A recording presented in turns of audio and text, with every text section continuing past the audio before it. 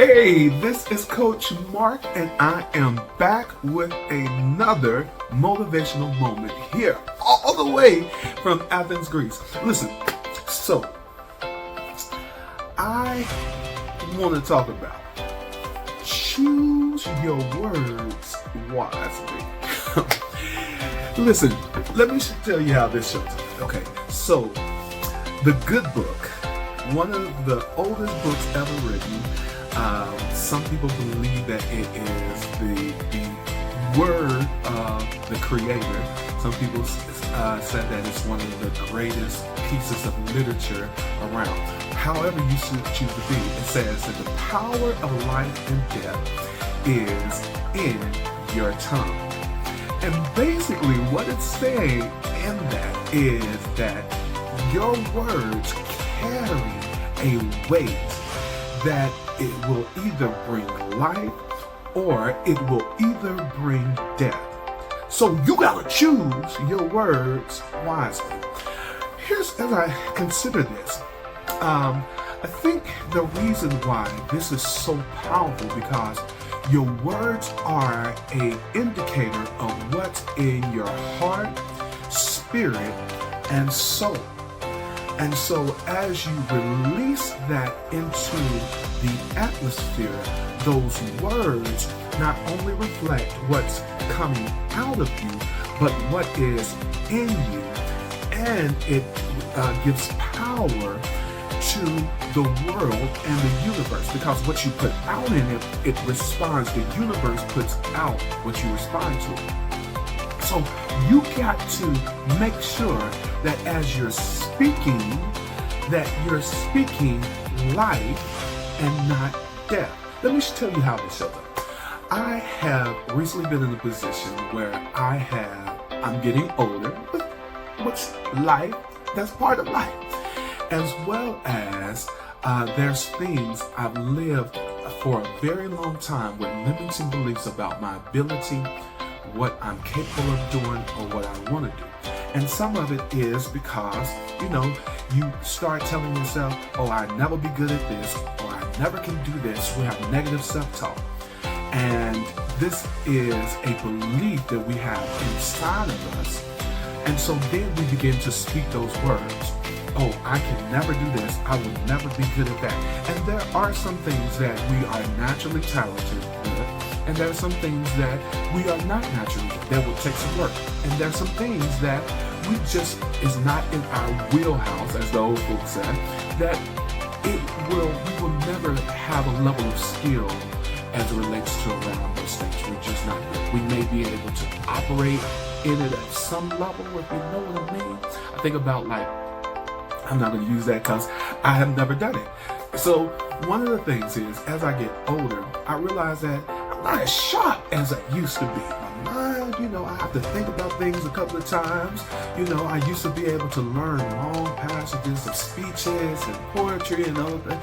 Now it takes me a little work. I have to commit a little time in trying to understand and commit certain things to memory. It's part of age, but it's also the brain is a muscle.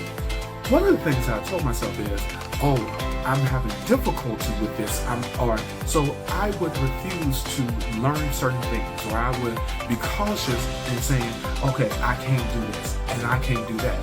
And as I begin to reflect on it, it's not that I can't do it, it's where I put my energy and my interest. So check this out. One of the things I said, I would never go back to school. I don't want to. School was hard for me. I struggled through school, in many cases, college that was, because I never really learned how to study. And so when I graduated, the first one in my family to graduate from a 4-year institution, I committed that day. Watch this. I said, I will never go back to school, out of my mouth, because I was dealing with some beliefs and embracing the struggle of what I had to work through. Now, for years, I refused anything that relates to school. I would not go back. But when I went back to get my certification, I went through a 1.5 year long program. Actually, it was 2 years. And it was weekly classes, hours on top of hours, a lot of studying, a lot of practicum work that I had to do, and so forth. And I was immensely engaged in that content and that work because that's where my passion was viewed. It wasn't that I didn't like school. It wasn't that I didn't want to go back and get more learning. It was because I needed to find something that fused and that I was interested in. So I had to get beyond speaking the words of I can't, I don't, I will not ever, because those words carry power and weight, and it falls out of your mouth, creates an echo chamber, same thing as an affirmation that you heard me say before, goes back in your ear and becomes part of your core belief. So you have to be very mindful about how you communicate and what you say. Now, you said, well, Coach Mark, I can't just go around here and be saying stuff that really is not a part of me or I don't really believe. I'm not saying that. What I'm saying is that you have to be mindful about what you allow to come out of your mouth. One, because it's an indicator of what's inside of you, and two, it feeds an energy that comes back to you and becomes a part of your core value. So I would rather for you to say, you know what, this is not something that I enjoy, but this is something that I can do if I'm willing. That's different than saying I will never, I won't, or I don't like. Don't put out those so definitive words. Choose your words wisely, and then look at the intent of the heart and what's behind the words, because they actually are a mirror, or if you will, a window into the soul that allows you to really see what's deep inside. So choose your words wisely. All right. What do you think about that? I love to interact with my audience and the people around me and my followers. So let me know how this shows up in your life. Are you one of those people that, make definitive statements and then you're like, regurgitate what's in your mind and what you said for a lifetime? Or are you really wise about what you say and what you allow to come out of you? All right. If you like this content, hit the like button or subscribe.